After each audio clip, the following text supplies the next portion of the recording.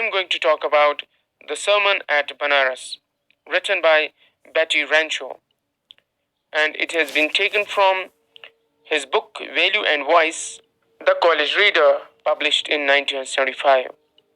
Dear students, this is the fifth chapter of your English text Tulip series for class 10th. Let's get started.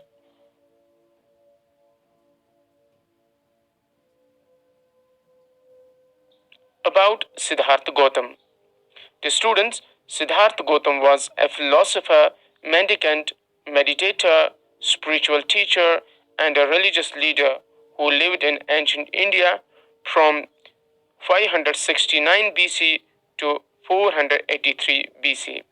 Dear students, BC stands for before Christ. He is revered as the founder of the world religion of Buddhism. He taught for around 45 years and built a large following. His teaching is based on his insight into dukkha, which means suffering, and the end of dukkha, to attain the state called nirvana, that is, a state of perfect bliss or happiness.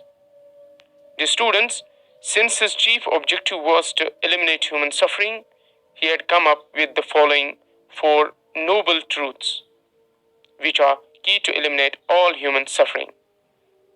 Number one, life is full of suffering and pain.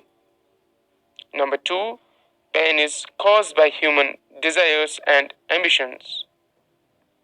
Number three, liberation from pain and suffering is possible. Number four, there's a way to attain this liberation. Introduction of the lesson. The students, the lesson, the sermon at Benares, throws light on the early life of Lord Buddha, who was born as a prince in a royal family. On being exposed to the sufferings of the world, which he was earlier abstained from, he renounced his princehood and went in search of salvation. After attaining spiritual awakening, he gave his first sermon in the city of Benares, hereby making a woman named Kisa Gotami realize that men are mortal and a wise person should not grieve at what is bound to happen because it only enhances pain and suffering. Dear students, Benares is a holy city located on the banks of river Ganga in Uttar Pradesh, and sermon means a religious lecture.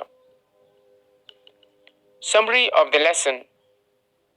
The students, Gautam Buddha was born to a North Indian royal family as a prince and was named Siddhartha Gautam.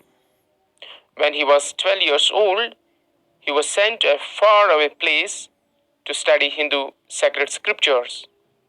And upon returning, 4 years later, he got married to a princess. Dear students, sacred scriptures here means holy books. Soon, they both had a son and they continued to live the royal life for about 10 years. The royals were shielded from all the unpleasant experiences of the world until one day, on his way to hunt, the prince met a sick man, an aged man, a funeral procession, and a monk begging for alms. Dear students, these experiences acted as an eye-opener for him and motivated him to renounce all the royalty to seek a higher sense of spiritual knowledge. Upon attaining salvation, he began preaching. He gave his first sermon in the city of Benares, a holy city situated on the banks of the river Ganga. Dear students, there was a lady named Kisa Gotami, whose only son had died. Suffering with an unending pain, she went from house to house looking for a medicine to bring her son back to life. People started thinking that the lady had lost her senses. One day, she met a man who directed her towards Lord Buddha. As she visited him, Buddha asked her to look for mustard seeds, and the seeds must be procured from a house that had seen no death. This gave her some hope, and with the hope, she once again went on a search from house to house. But to her dismay, she could not find mustard seeds from a house that would fulfill Buddha's condition. Disappointed, she sat down at the wayside watching the lights of the city as they flickered up and were extinguished again. And she considered the fate of men that their lives flicker up and are extinguished again. This made her realize how selfish she had been in her grief. She became conscious to the fact that men were mortal and no one could escape the jaws of death. The students, this was exactly what Buddha wanted her to understand and realize. According to Lord Buddha, feelings of grief and sorrow only increase man's pain and suffering and deteriorates his health.